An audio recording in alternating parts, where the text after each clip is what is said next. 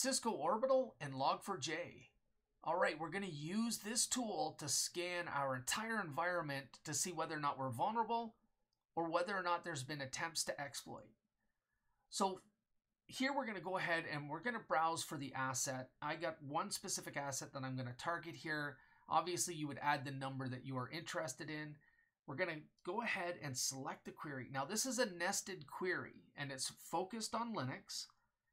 And a nested query just means we can run multiple queries and be very efficient at the same time. Now, let's go ahead and we'll run this query, and then we'll walk through each. So the very first query that we're going to see is installed packages related to Log4j. The next query is really looking at config parameters, again associated to Log4j. The next one is loaded modules associated for Log4j, and you can see a lot of them here. The next one is looking for versions that might be running, and then finally the last 6 queries are looking for exploitation attempts, and we can see a couple of them here. Multiple log files showing attempted exploitation that is happening in our environment.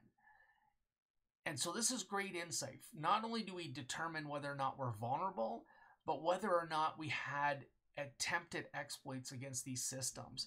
And that tells us a couple things. One is we may have been compromised. The other is that we better get some mitigating controls or patch these systems very, very quickly because they're actively being targeted.